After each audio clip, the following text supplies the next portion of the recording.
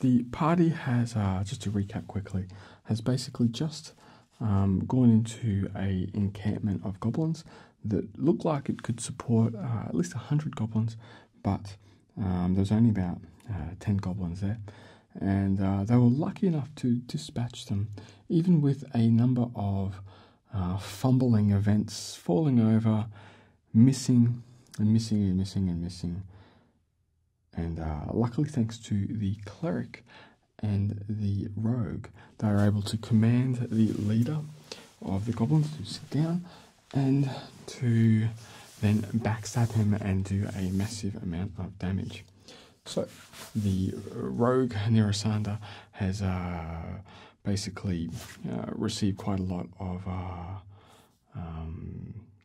would you say support from the party, thanking her for being there and her efforts, and basically she's become a very valuable member of the party, as along with the cleric. And the wizard already sort of had that place because the wizard has a little bit more value in a combat situation.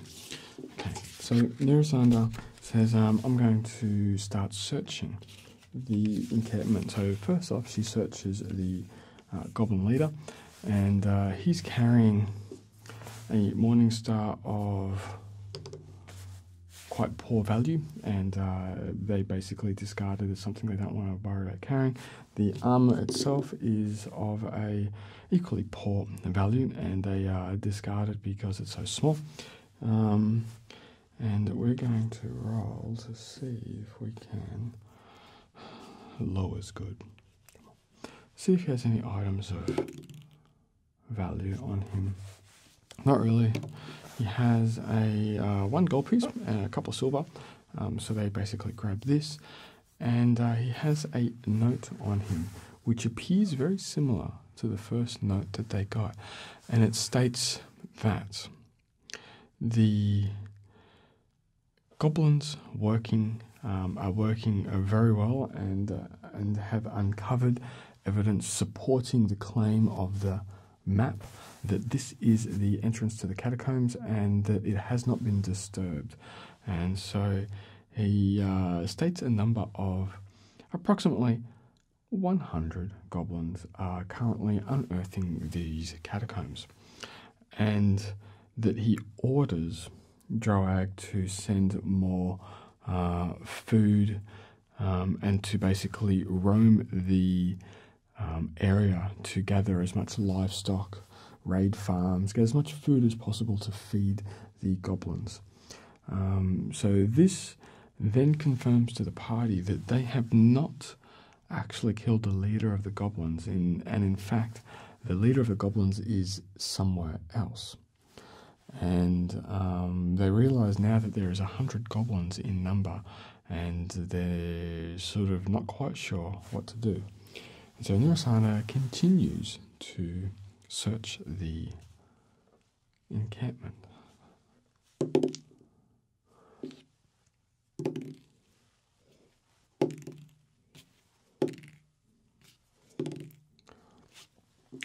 And so she finds a map of the basically area, and it has like basically a circle where they are here, and then it has a cross in another area.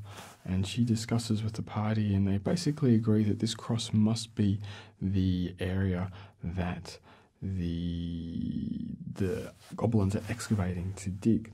And they basically trace the line of the trail that they followed here, and it kind of matches the direction from the encampment to the cross. So they basically assume that that is where all the goblins are, and their quest still lies in distance with another goblin whose name is Kixel, and 100 goblins. And so they discuss that, you know, they're not equipped to combat 100 goblins, but there is a talk of an artifact, and Quayo does an intelligence check and says, I know that there is a very powerful wizard that lives in this area, His name is Bladon, and he is someone that is known to be quite unfriendly. And he's suggesting that we could possibly gain his help to dispatch of the 100 goblins with the right tactics, and that we could maybe offer him in payment in return the artifact as described as in the first note. And so they basically say that, you know, this is the only option that they have, is that they would need to employ the services of someone more powerful to help them to dispatch the goblins and the other leader. And so everybody basically says that they don't want to go see this wizard. And so Davros, being the leader of the party, says that I will go speak to this Bladon and see if I can engage his services. If I do not return, continue back to the king and give him the news and say that you have found where the goblins are and that you may need more men to be able to dispatch them. And so the party continues on from the encampment, and before they go, Neresan is just going to continue just to search the encampment just a little bit more.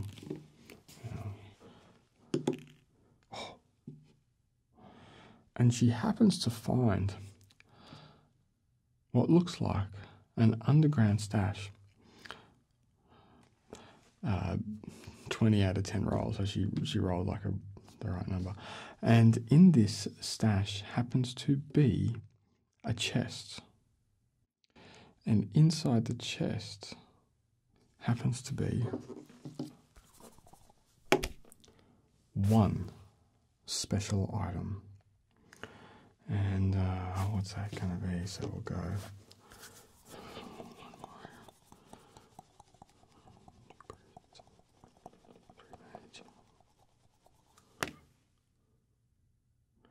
Is a hammer. Quite a special looking hammer. I'm going to roll again. Not even good.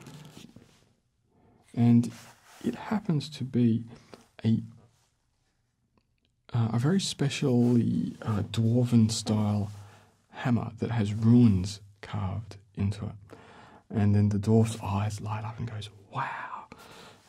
It's a special hammer, and basically everyone looks at the weapons and gives it to the cleric, because he just basically performed kind of like a miracle during that combat and saved them a lot of hassle.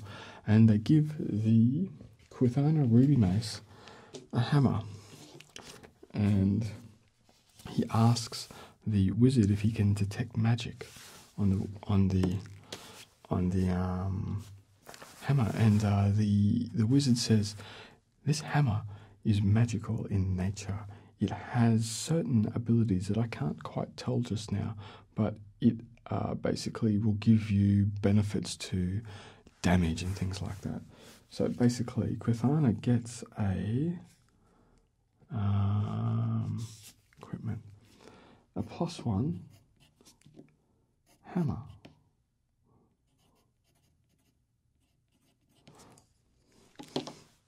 Everybody loves to level up and get equipment. And so basically they did gather a fair amount of experience during that battle, so that helps them in the future. And so the party moves forward along the well-beaten trail that they followed to get here. And they're quite sure that they're not going to encounter too many goblins, but they continue to be aware. And so what happens is, as they're travelling down the trail, they hear this rustling sound in the forest, and basically everyone's alert, expecting goblins to come out, and they continue to hear more twigs breaking, not twigs breaking, more like branches breaking, that something quite large is moving through the forest. And they all sort of gather around and say it must be a large animal. And from outside of the forest onto the trail roams a massive, not massive, but a large brown type bear. And going to see if the bear's going to attack. So 1, the bear is going to charge the attack. 2, the bear is going to stand on its hind legs. 3, the bear's going to stay there where it is, and 4, the bear's going to run away. 3, the bear just stays there, and everyone sort of stays still and just says, everybody, just stay still. Let's just slowly back away. And so the people slowly back away from this bear. And 1 and 2, the bear follows. 3, the bear charges. 4, bear goes away. 3, the bear charges. And so at that point in time, the bear, from being just standing there doing nothing, the bear charges the party. I love random encounters. And so Davros tries to redeem himself by moving to the front of the party and using his javelin to to throw the javelin. And so with a mighty great big throw, Davros throws his javelin to try and impale the bear as it charges towards him. And Davros, you've got to redeem yourself on this one, buddy. And he misses the bear. The javelin just goes sailing overhead. And so Lorithana readies herself for the impact of the bear. Nerysanda bails as quickly as possible and hides into the shadows. The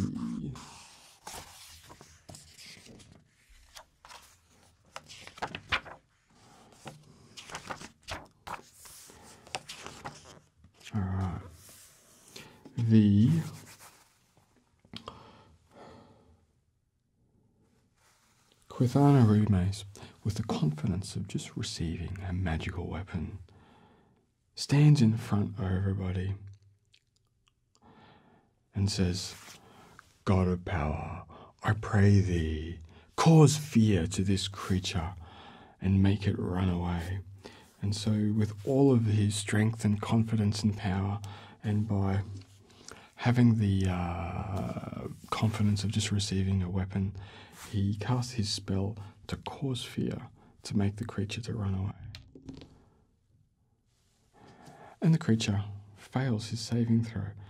And again, the creature's charge halts, slows, and diverts, and the creature kind of just diverts and just runs straight into the forest.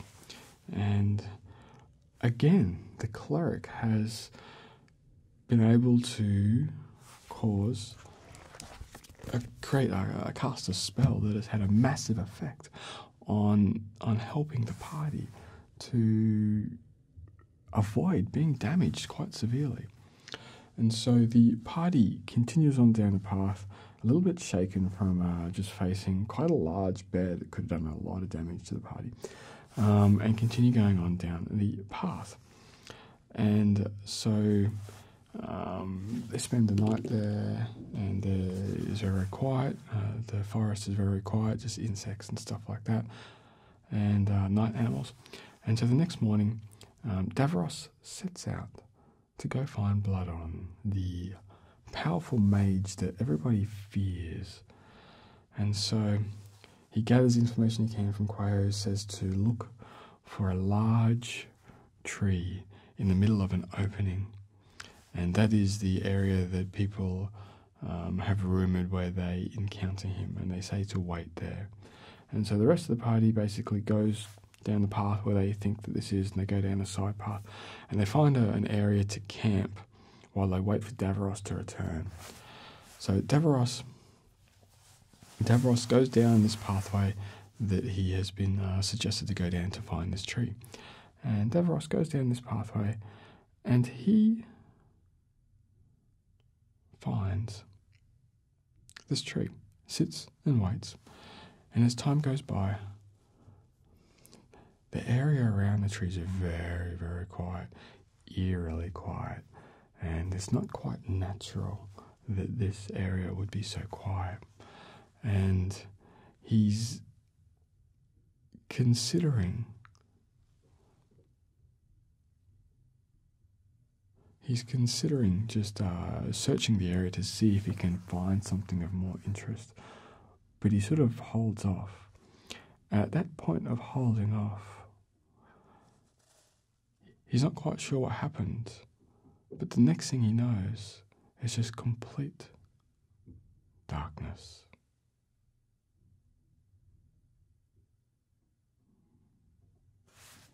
Tell me,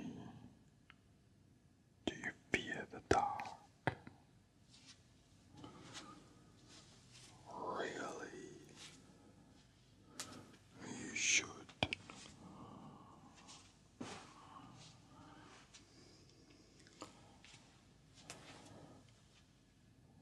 You must be foolish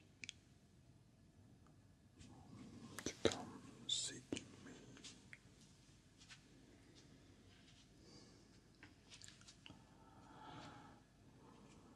What's that? You seek guidance.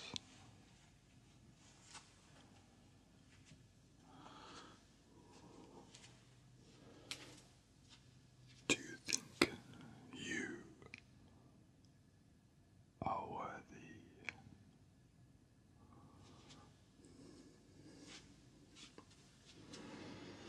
Let me look into your eyes. I see fear.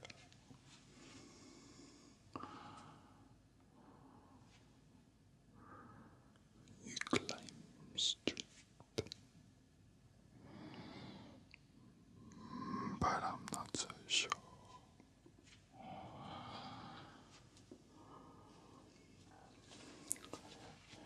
I question you on what exactly it is that you want with me.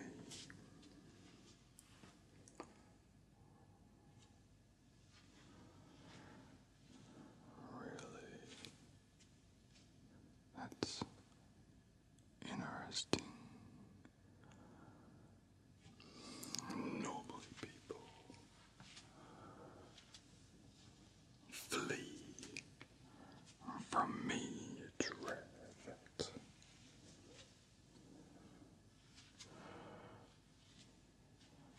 They will even think about even approaching me for a moment.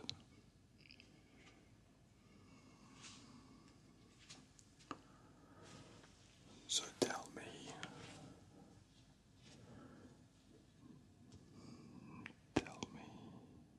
what it is that you think that you can offer me to make me even consider for a moment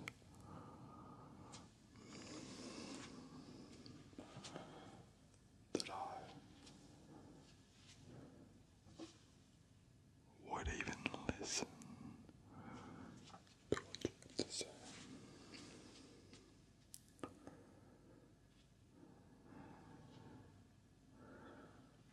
Really? You say you're on a quest.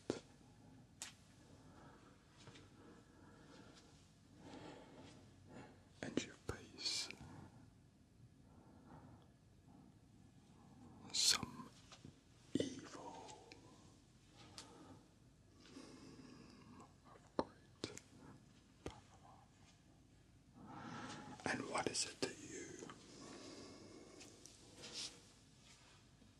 can offer me to think about helping you?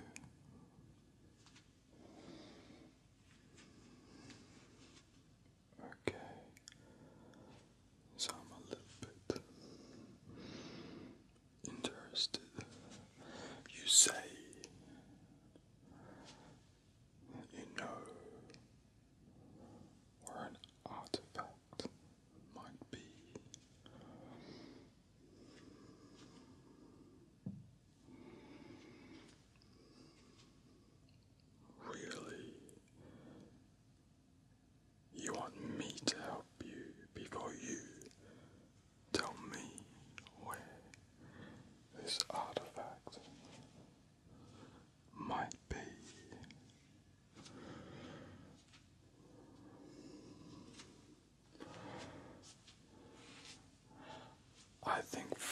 first, you should wait here and think about your words, and I will come back soon.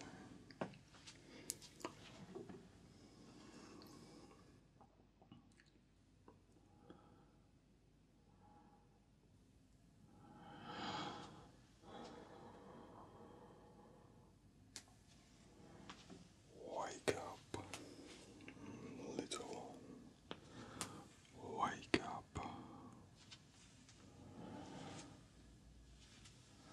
I have had time to consider your words, and I am interested in what this treasure that you talk about may contain.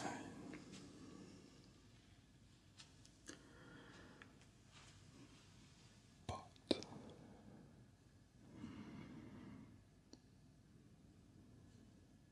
you still don't want to reveal what this treasure might be.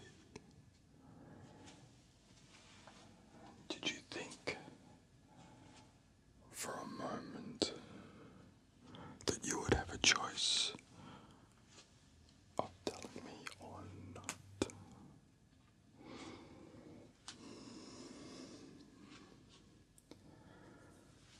You're bound here.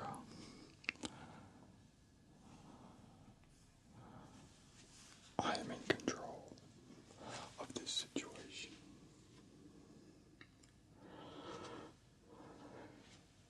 If I am to travel with you, I need to know what drives you. So here,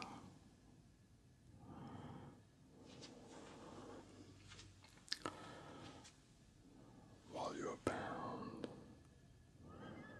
I will inspect your energy, delve deep into your mind, and all will be revealed that I need to know whether you are worthy, whether you speak the truth.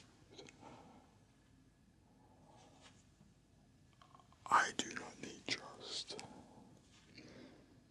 because I have power.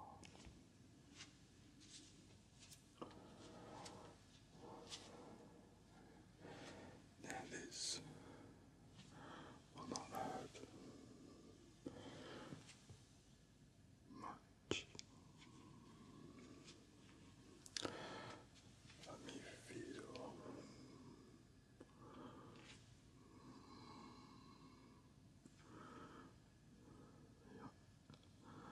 your words, your thoughts, like flowing movements of air around you. I can sense them. I can direct them, and I can feel all of your thoughts flowing like a gentle stream.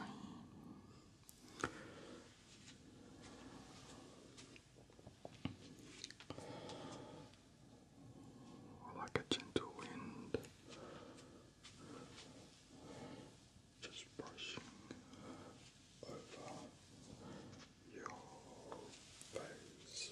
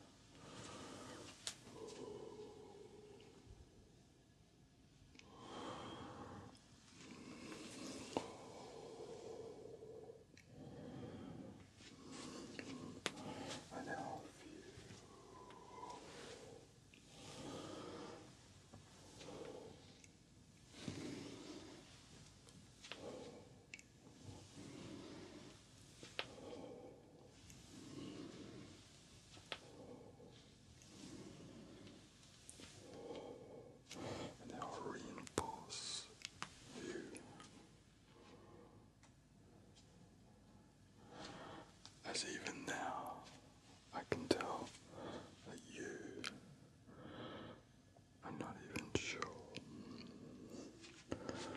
of the artifact, but I know what it is that you have found, and it will be mine. Do not even think to stop it.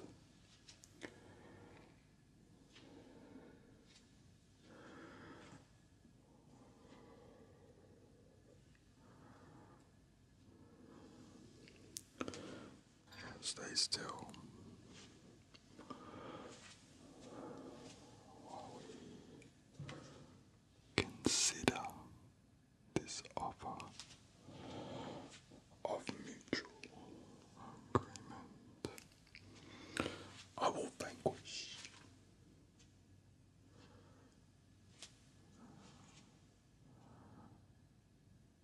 this evil that you fear,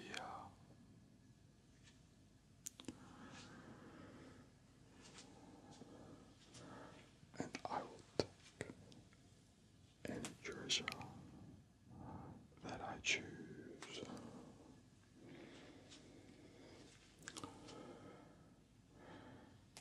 And I will leave whatever I do not want for you and your party. Do we have an agreement?